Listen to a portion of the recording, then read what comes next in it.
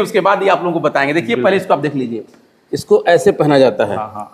और फिर जो वेल्डर है, नजर ही नहीं आ रहा इसमें से। इसको हटाने के बाद से वो अपने स्टिक को देखता है, एम करता है, फिर उसके बाद से ये गिरा के वेल्डिंग करता है। इसको सूरज को देखेंगे तो आपको आंख पे बिल्कुल लाइट नहीं लगेगा। अगर आप ना किसी का पैसा फंसेगा, ना किसी का पासपोर्ट फंसेगा। जिस दिन क्लाइंट हमें बोलेगा कि हम आपके यहाँ आ रहे हैं टेस्ट लेने के लिए, इतना रिक्वायरमेंट है, आपको बुलाएंगे और आपके माध्यम से यहाँ के जिलावासियों को बताएंगे कितनी रिक्वायरमेंट है, आप आए यहाँ पे।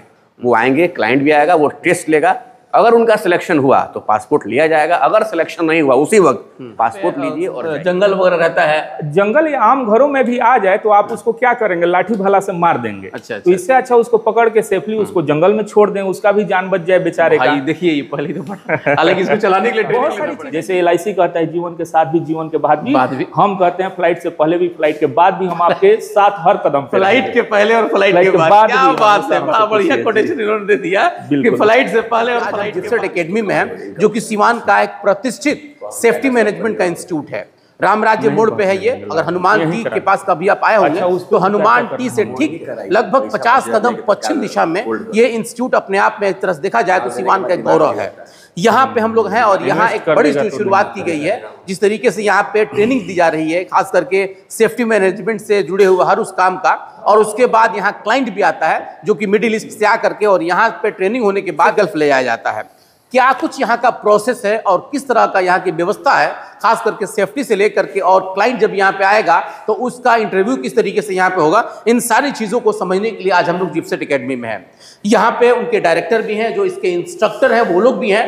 पहले आप इन तस्वीरों को देख सकते हैं कि यहाँ पे सेफ्टी से जुड़ा हुआ हर वो चीज़, हर वो इक्विपमेंट यहाँ पे उपलब्ध है। ये है क्या, इसको जरा हमको समझा दीजिए, ये क्या किस तरह से काम करता है। ये तो लग रहा है कि एक स्प्रिंग है, तो पहले आप देख लीजिए ये चीज़ें, देखिए पहले आप बिल्कुल इसको हम लोग पैक भी कर लेते हैं। तो ये कोई, हाय सभी को नमस्ते, मेरा नाम रंजीत कुमार सिंह है और मैं जिप्सेट एकेडमी जो Gulf trade and test centre है इसका डायरेक्टर और को फाउंडर हूँ। ये है क्या?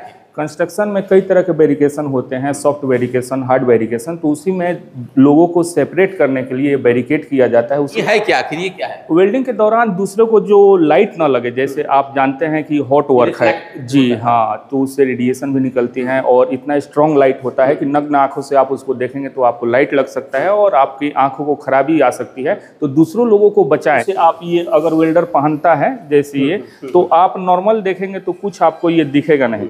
जैसे ये ऐसे आप पहन लिए इसको, तो इसके बाद से कुछ दिखेगा नहीं। तो वेल्डर क्या करते हैं, इसको हटाएंगे, फिर ऐसे देख के उसके बाद से जरा हम भी देख ले तो भाई किस तरह इसको पहना जाता है। जी जी जी, सेफ्टी के हिसाब से थोड़ा हम पहले समझेंगे, उसके बाद ही आप लोगों को बताएंगे। देखिए पहले इसको आप देख लीजिए, इसको ऐसे पहना जाता है। हाँ। और फिर जो वेल्डर है, नजर ही नहीं आ रहा इसमें से। इसको हटाने के बाद से वो अपने स्टिक को देखता है, एम करता है, फिर उसके बाद से ये गिरा के वेल्डिंग करता है। इसको सूरज को देखेंगे तो आपको आंख पे बिल्कुल लाइट नहीं लगेगा। अगर आप बाहर से भी ये सेफ्टी के लिहाज से बनाया गया। तो ये मान लीजिए हमारे वेल्डर के लिए प्रोटेक्शन के लिए हो गया, ये PPE है, पर्सनल प्रोटेक्टिव इक्विपमेंट। लेकिन हम लोग आम लोग जो आसपास हैं उनको लाइट से, वेल्डिंग के लाइट से कैसे बचाएं, तो उसके लिए वो सारी व्यवस्थाएं लगी हुई हैं। इसको ईयर मफ बोलते हैं। जैसे साउंड है, आप देखे होंगे ईयर प्लग, आप फ्लाइट से जाते होंगे तो आपको ईयर प्लग दिया जाता है कि आप साउंड से अपने कान को बचा सके। नॉर्मली हमारा जो कान है वो 85 डेसिबल, जैसे गेहूं चावल वजन करने के लिए क्या है, तो उसका भी पैरामीटर है कि किलो में तौलते हैं। उससे साउंड को हम लोग डेसिबल में मापते हैं। तो 85 डेसिबल से जब ऊपर जाता है तो उस नॉइज से बचने के लिए ईयर प्लग यूज करते हैं। लेकिन 100-120 प्लस हो जाए तो ये ईयर मफ से हम अपने कान को बचाते हैं। आप देखे होंगे हेलीकॉप्टर वगैरह के जो पायलट होते हैं इस तरह का ईयर मफ लगाते हैं। तो जब हमारे वर्कर ग्राइंडिंग करते हैं उस समय साउंड का जो लेवल है 120 dB तक चला जाता है, तो उससे उनको बचाने के लिए ये है। ओके रखा है सर। इसका इस्तेमाल कहाँ होता है, ये देख के भी लगता होगा। और आप लोग आजकल तो डिजिटल इतना आगे हो गया है कि सब लोग के हाथ में शक्ति है। तो ये बायोलॉजिकल हजार्ड जैसे सांप हो गए, तो उससे बचने के लिए जैसे आप लाठी से उसको मार देते हैं, लेकिन वो भी प्रकृति का एक जीव है, उसका भी इस धरती पे कुछ हक है। उसको मारे नहीं तो ये स्नैक कैचर है, इससे आप सांप पकड़ सकते हैं। यानी कि जहाँ पे जंगल वगैरह रहता है, जंगल या आम घरों में भी आ जाए तो आप उसको क्या करेंगे, लाठी भाला से मार देंगे। तो इससे अच्छा उसको पकड़ के सेफली उसको जंगल में छोड़ दें, उसका भी जान बच जाए बेचारे का। देखिए ये पहली दफा, हालांकि इसको चलाने के लिए बहुत सारी चीजें जिले में पहली बार हो रही हैं। इस अनुभव के साथ हम लोग यहाँ डाले हैं और जिप्सेट एकेडमी जो इस जिले में दशकों से संचालित है, 5 जिलों में कार्य करती है, तो रेपुटेशन बना रहे। और एक अलग लेवल का हम लोग क्वालिटी दें। जो हम लोग टेक्निकल चीज जिसको जानकारी हम लोग को लेना है उसके बारे में सर जरा बता दें, यहाँ पे कौन कौन से टेक्निकल चीजें यहाँ पे बताई जाती है?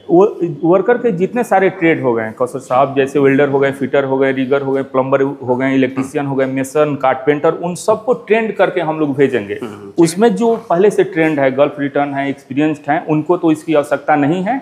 लेकिन जो हमारे भाई टेक्निकल नहीं है उनको भी टेक्निकल करके भेजेंगे, ना कि खजूर तोड़ने, बकरी चराने के लिए हम लोग मिडिल ईस्ट भेजेंगे। उनके लिए कुछ टूल्स है, जैसे प्लम्बिंग से रिलेटेड आप देख रहे हैं, ये हुआ रिड्यूसर, ये रिड्यूसर हो गया, ये टी हो गया, ये एल्बो हो गए, पाइप हो गए, ये पाइप फिटर के लिए हो गया, ये प्लम्बिंग के लिए हो गया, ये मेसन के लिए हो गए, इनके लिए लेवल हो गए, हैमर हो गए और मीटर टेप हो गए, जी सारी चीजें एकदम। और उनको इसीलिए कि ट्रेंड करके भेजा जाए, ना कि ऐसे भेज के हम छोड़ दें और हाथ ऊपर कर ले कि अपने भाग्य से जाओ, नहीं, ट्रेंड होके जाओ, 100% गारंटी के साथ जाओ। जैसे LIC कहता है जीवन के साथ भी, जीवन के बाद भी, हम कहते हैं फ्लाइट से पहले भी, फ्लाइट के बाद भी हम आपके साथ हर कदम पे, फ्लाइट के पहले और फ्लाइट के बाद। क्या बात है, बड़ा बढ़िया कोटेशन इन्होंने दे दिया कि फ्लाइट से पहले और फ्लाइट के बाद। चलिए, और इधर आते हैं तो मैकेनिकल से जुड़े हुए ये टूल्स होते हैं, जैसे लोहा को काटने के लिए अलग अलग टूल्स होते हैं, गैस कटिंग सेट है और यहाँ पे ग्राइंडर है। तो इसको ग्राइंडर ऐसे बोल देते हैं, इसका टेक्निकल नाम जो हुआ वो हुआ एंगल ग्राइंडर। ये 7 इंच का ग्राइंडर है और इसमें जो व्हील लगा हुआ है ये कटिंग व्हील लगा हुआ है।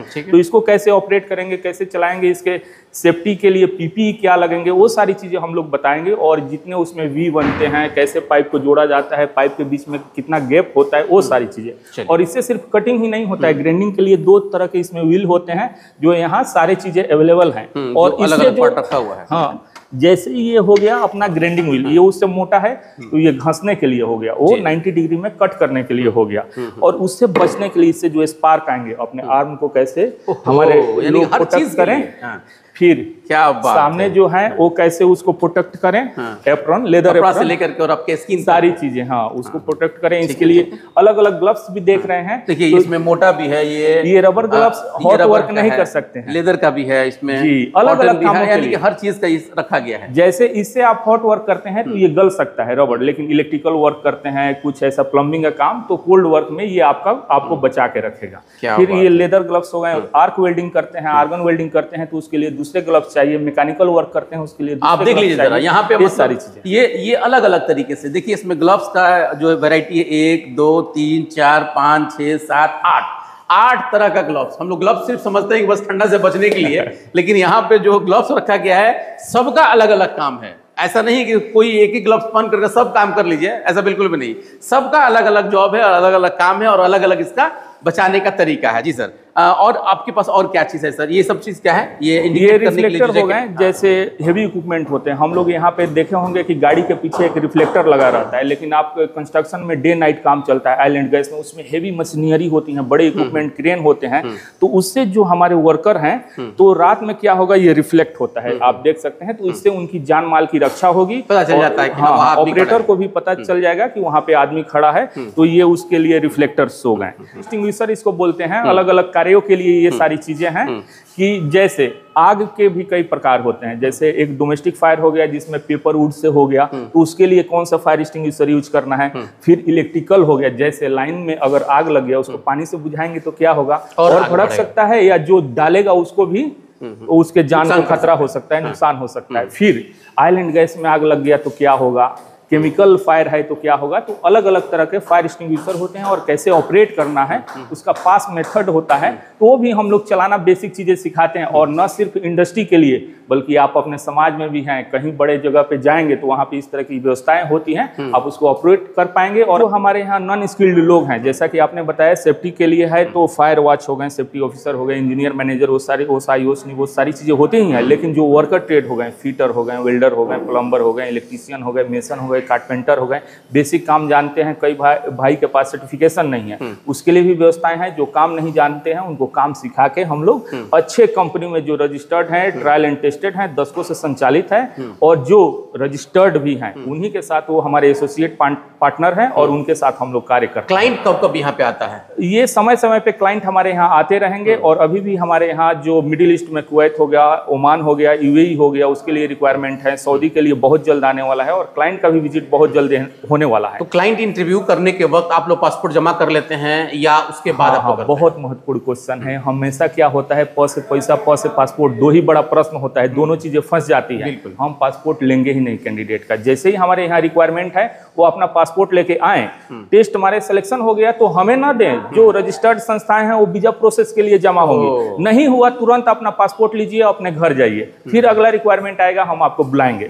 अगर बाई चांस आगे बढ़ गए, फिर पैसा का बात आ गया, तो पैसा हम 1 रुपए भी पहले नहीं लेंगे। ऑफर लेटर वीजा दिए, आप उसको टेस्ट करिए, नेट पे चेक करिए, अपने हर भाई से पूछिए, जब आप संतुष्ट हैं तो दीजिए। फिर उसके बाद टिकट पासपोर्ट लीजिए और हमसे भी लिखित गारंटी लीजिए। आपके और आपके कंपनी के बीच अनुबंध हो ही रहा है, तीसरे गारंटर हम हैं। कहीं से भी कोई एक ऊंच नीच हुआ तो उसके लिए हम लोग उत्तरदायी। मामला फंस गया तो क्या करेंगे आप? उस वक्त ऑफिस बंद करके भागेंगे नहीं ना? देखिए, अपना जो जिप्सेट एकेडमी है बिहार के 5 जिलों में संचालित है, इसका रेपुटेशन का भी हमें ख्याल रखना है। और दूसरा, ये ऐसे लोगों के द्वारा संचालित नहीं है जो यहीं पे बैठे हुए हैं, जो मिडिल ईस्ट हो गया, अफ्रीकी कंट्रीज हो गए, रशिया के कंट्रीज हो गए, वहाँ घूमने के बाद उस अनुभव के साथ इसलिए आया गया है। सिर्फ ये उद्योग के लिए नहीं, एक अपने समाज को सर्व बैक टू सोसाइटी, इस मेथड को लेके आए हैं हम लोग। इसी बिहार माटी के लोग हैं। इस सेटअप को मुंबई में भी लगाते हैं, लेकिन उसका फायदा नहीं, भरोसा किया जा सकता। बिल्कुल। और अक्सर हम लोग देखते हैं कि जो भी मिडिल ईस्ट में जाते हैं यहाँ पे, ज्यादातर लोग, मतलब मैं पूरे लोगों को तो नहीं कहूंगा, ज्यादातर लोग अच्छे कंपनी की तलाश में रहते हैं। उनको ये लगता है कि हमको किस तरह से जाए वहां पे ताकि हमारा अच्छा प्रोसेस हो। बहुत सारे लोग, चूंकि गोपाल का जो सीमान, ज्यादातर युवा जो है कि विदेश जाना चाहते हैं, लेकिन अब जिस तरीके से उनके साथ फ्रॉडगिरी हो जाता है, उनके साथ जो है कि पासपोर्ट जमा करा लिया गया, पैसा ले लिया गया, उसके बाद कहा जाता है गेम फेल हो गया, ये बहुत महत्वपूर्ण होता है और इसकी जानकारी हम इनसे लेना चाहेंगे। लेकिन इसके लिए जो इसके डायरेक्टर हैं राजन सर, हम पहले इनसे बात करेंगे कि सच में सर जिस तरीके से आपने एक बड़ा सेटअप डाला है, मुझे भी बहुत अच्छा लगा देख करके, लेकिन जो एक विश्वसनीयता है, उस विश्वसनीयता को कैसे आप बरकरार रख पाएंगे? हालांकि आपके हजारों स्टूडेंट इस वक्त सीमान में मिडिल ईस्ट में काम कर रहे हैं, लेकिन जिस तरीके से अभी आप कह रहे हैं कि यहाँ से क्लाइंट आता है, इंटरव्यू लेगा, जाएगा लेकर के, तो उसकी विश्वसनीयता के लिए सर आपको क्या करना होगा और किस तरीके से आप मेरे ऑडियंस को विश्वास दिलाएंगे? मेरा नाम राजन कुमार पांडे हुआ और मैं जो है जिप्सेट एकेडमी एजुकेशनल ट्रस्ट का प्रेसिडेंट हुआ, लीगल वर्ड में प्रेसिडेंट हुआ और मतलब फॉर्मल में मैं डायरेक्टर हुआ। मेरा चौथा सेंटर है। चौथा सेंटर, वहाँ आपका स्वागत है।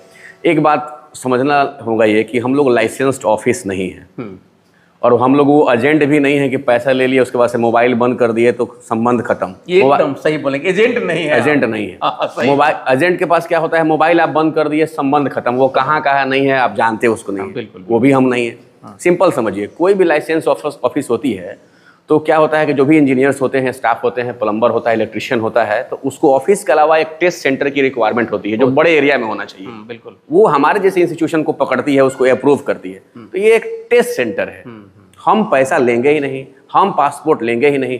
अब रहा बात कि लोग तो यहाँ भले वो लोग आ रहे हैं, क्लाइंट जो है क्लाइंट आ रहे हैं गल्फ कंट्री से या यूरोप कंट्री से, लेकिन लोग तो सीमान में मुझे जानते हैं कि टेस्ट सेंटर इनका है। बहुत लोगों को तो पता होगा कि यही ऑल इन ऑल है। ऐसे ही होता है सर। बिल्कुल। उनको लगता है ऑल इन, इन्हीं को दिए हैं, इन्हीं को दिए हैं। हाँ। तो ये मैं आपको विश्वास दिलाता हूँ कि ये फ्रॉड नहीं होगा। ना किसी का पैसा फंसेगा, ना किसी का पासपोर्ट फंसेगा। जिस दिन क्लाइंट हमें बोलेगा कि हम आपके यहाँ आ रहे हैं टेस्ट लेने के लिए, इतना रिक्वायरमेंट है, आपको बुलाएंगे और आपके माध्यम से यहाँ के जिलावासियों को बताएंगे कितनी रिक्वायरमेंट है, आप आए यहाँ पे। वो आएंगे, क्लाइंट भी आएगा, वो टेस्ट लेगा। अगर उनका सिलेक्शन हुआ तो पासपोर्ट लिया जाएगा, अगर सिलेक्शन नहीं हुआ उसी वक्त पासपोर्ट लीजिए और जाइए। दूसरी फ्यूचर जो है ओपनिंग है वहां देखिए, क्यों आप यहाँ पासपोर्ट फंसाएंगे? बिल्कुल बिल्कुल बिल्कुल। उसी तरीके से। अच्छा सर, इसमें अभी ट्रेड का क्या मतलब, अभी जो आने वाला होगा या आ रहा है उसमें जरा बता दें क्या क्या ट्रेड? बिल्कुल, जैसे वेल्डर होगा, फिटर होगा, प्लम्बर होगा, स्टील फिक्सर होगा, कारपेंटर होगा, स्टाफ्स का भी वैकेंसी होगा, फायर वॉचर का भी होगा, सेफ्टी प्रोफेशनल का भी होगा। और उसके लिए आप देख ही रहे हैं, तो हमने देख रहे हैं कारपेंटर का है, मेशन का है, प्लम्बर का है, वेल्डर का है। सारे जो टेस्ट में जो भी लगते हैं इक्विपमेंट्स वो सब यहाँ पे अवेलेबल है सेफ्टी के साथ। इस महीना कोई क्लाइंट? बिल्कुल, इस महीने क्लाइंट ओमान के और कुवैत के आने वाले हैं। और कुवैत वाला जो है वो मैकेनिकल ट्रेड का होगा और जो ओमान वाला है वो आपका सिविल ट्रेड का होगा, जैसे मेशन वगैरह का। कुछ डेट फिक्स किया आपने? आप 15 या 16 लेके चलें। 15, हाँ, मिड में वो लोग बोले हैं। तो अब आप जानते हैं कम से कम 50-60 की संख्या होती है तो वो लोग आते हैं। तो 15 दिन का हम लोग का वो लोग समय दिए हुए हैं। वांट है हमारे पास, आपको हम दिखाएंगे भी, वांट पड़ा हुआ है। तो हमारे जो भी टीम है वो कांटेक्ट कर रही है, आपके माध्यम से भी एक अनाउंसमेंट हो गया, जैसे होगा उनको फोन करेंगे। तो मे भी 15 और 20 के बीच में आएंगे वो लोग। कुछ ऐसी और जानकारी जो आप मेरे दर्शकों को देना चाहें? देखिए, ये जो इंस्टीट्यूशन है, लगभग मैं 12-13 सालों से काम कर रहा हूँ सेफ्टी ऑफिसर इंस्टीट्यूट के क्षेत्र में। और ये इंस्टीट्यूशन के साथ साथ अब 2025 से ये ट्रेड सेंटर भी हो गया है। तो मैं 12 सालों से हूँ, कहीं 12 सालों में अगर मैं कहीं नहीं भागा तो अब मैं क्यों भागने वाला हूँ। तो आप आंख बंद करके आएँ, ना आपका पासपोर्ट फंसने वाला है, ना आपका पैसा फंसने वाला है, एकदम जेन्युइन